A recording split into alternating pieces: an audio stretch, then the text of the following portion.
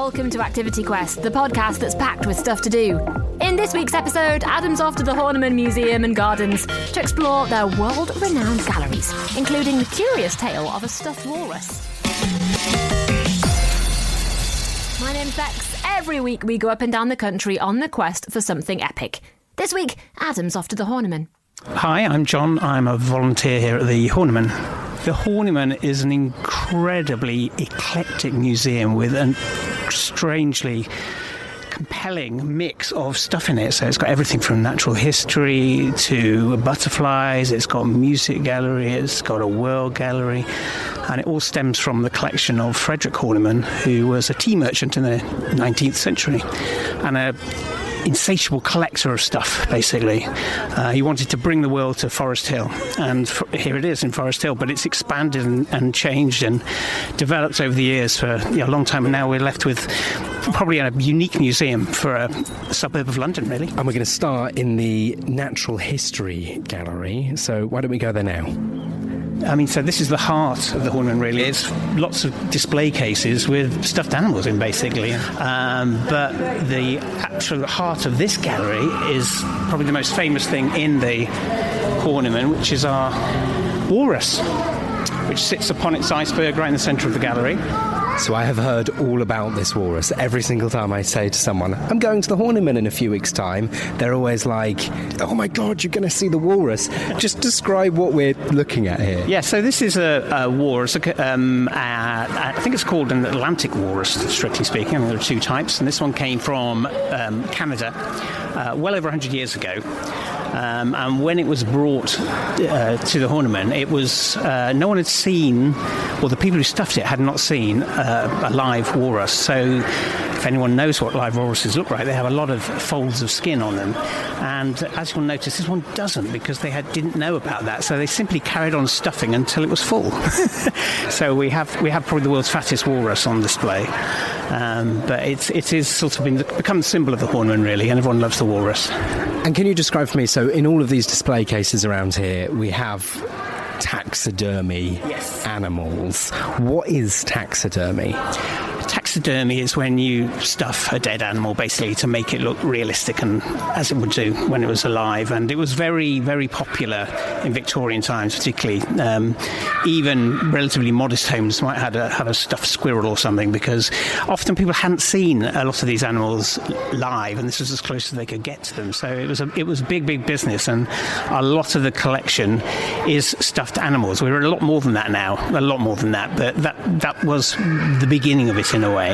So there's all sorts, from birds. There's a lot about evolution as well, and how things have evolved. We've got monkeys, we've got ostriches, we've got badgers. The walrus is the biggest thing we have, but there's also a dodo, which I could show you if you like. I quite like that. Oh yeah, let's see a dodo.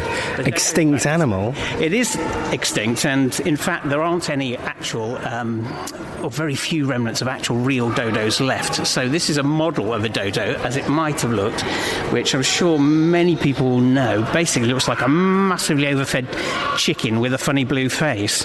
But actually, we think that these dodos possibly didn't look exactly like that. They may have been far more upright, more like an ostrich, because there's a small drawing below the dodo which shows one walking around. It was done at the time when they were still alive, and that's much more upright. So the idea of what a dodo looks like is guesswork to some degree. But that's quite popular here as well. What about the other side? I can see some ostriches. You mentioned ostriches. I can see some ostriches. I can see some skeletons of apes or primates.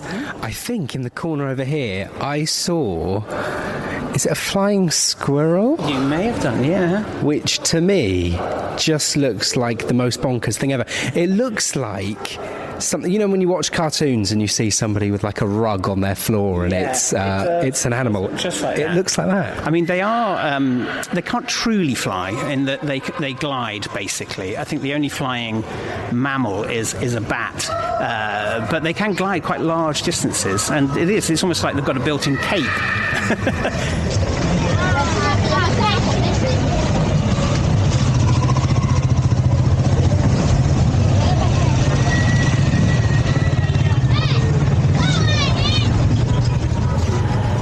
So we've wandered into the World Gallery, which is basically directly opposite the Natural History Gallery. What are we looking at here? There's a tree that I may have seen from some kind of photos before. Possibly, that's a wishing tree where visitors can put on their wishes, whether they're personal or slightly wider ranging. But this gallery is split up into essentially geographical areas, so each little section is either North America or Oceania or Africa. But this is a nice gallery because it's a mix of modern day and historic artifacts, but with quite a lot of interactive stuff. And there are nice things like there's a constant video of a market in Nigeria, and there are Native American stories being told at one end, with all sorts of things like that. So it's a really atmospheric gallery, I think, and you can hear the ambient noise as well, which adds to the atmosphere a little. I think it's nice. You can visit all continents by just visiting the Horniman. Exactly. It's all here.